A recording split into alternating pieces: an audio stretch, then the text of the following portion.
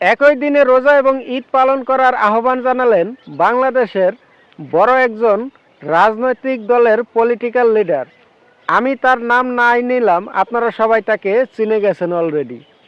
তো তিনি বলেন, খ্রিস্টানরা যেমন একই দিনে সারা বিশ্বের মধ্যে বড়দিন পালন করে, 25শে ডিসেম্বর তারা বড়দিন পালন করে, ঠিক এইভাবে বাংলাদেশে এবং ইন্ডিয়া ওয়ার্ল্ডে সারা বিশ্বের যেন রোজা এবং ঈদ একই দিনে যেন পালন করা যায়, এজন্য বাংলাদেশের আলেম ওলামাদেরকে আহ্বান জানালেন এই নেতা।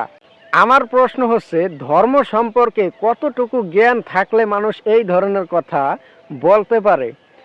কোথায় খ্রিস্টানদের ধর্ম আর কোথায় ইসলাম? আল্লাহ তাআলা বলেন, ইন্নাদ দীনা ইনদাল্লাহিল ইসলাম, একমাত্র মনোনীত ধর্ম হচ্ছে ইসলাম। ইসলাম ছাড়া অন্য যত ধর্ম রয়েছে, সনাতন বলেন, খ্রিস্টান বলেন, ইহুদি বলেন, যত ধর্ম রয়েছে একমাত্র ইসলাম ছাড়া, আল্লাহ তাআলা বলেন সকল ধর্মই আমার কাছে ধর্ম না, এগুলো সব হচ্ছে মানুষের বানোয়াট তৈরি করা। তো ইসলাম ধর্মের সাথে খ্রিস্টানদের বড়দিনের সাথে তুলনা করা, এটা কতটুকু যুক্তিগত এবং কতটুকু ব্রেন তার মাথার মধ্যে কাজ করলে এই কথা সে বলতে পারে? সারা বিশ্বের মধ্যে একই দিনে রোজা এবং একই দিনে ঈদ পালন করার আহ্বান সে কিভাবে জানায় সেটা আমি বলতে পারবো না, এটা আপনাদের উপরেই ছেড়ে দিলাম। আপনাদের মেধায় কি বলে অবশ্যই আপনারা কমেন্ট বক্সে কমেন্ট করে যাবেন। এবার আসেন, খ্রিস্টানরা 25শে ডিসেম্বর বড়দিন পালন করে, এটা হলো ইংরেজি মাস। তো ইংরেজি মাসে তারা সারা বিশ্বের সাথে মিল রেখে একই তারিখে বড়দিন পালন করতে পারে, কিন্তু ইসলাম কি ইংরেজি মাস দিয়ে হয়?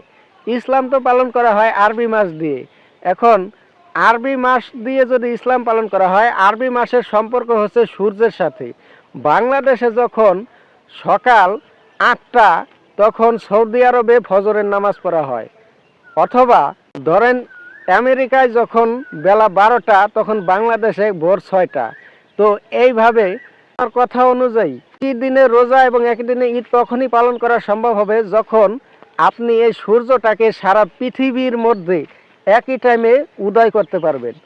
সারা পৃথিবীর মধ্যে একই টাইমে আপনি সূর্যকে উদয় করতে হবে, একই টাইমের মধ্যে সূর্যটাকে অস্ত করতে হবে, তাহলে আপনি ইসলাম পালন করতে পারবেন, তাহলে আপনি ঈদ পালন করতে পারবেন, রোজা পালন করতে পারবেন একই দিনে একই টাইমে।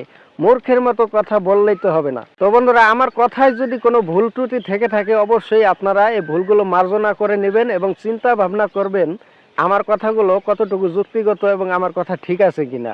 যদি আমার কথায় ভুল হয় আমি আবারও ক্ষমা চেয়ে নিচ্ছি, আপনারা ক্ষমা করে দিবেন এবং এই ভিডিওটি সকলের মাঝে শেয়ার করে ছড়িয়ে দিবেন যাতে করে সবাই সত্যটা জানতে পারে। তো ভিডিওটি ভালো লাগলে অবশ্যই শেয়ার করে পাশে থাকবেন। সবাই ভালো থাকবেন, সুস্থ থাকবেন।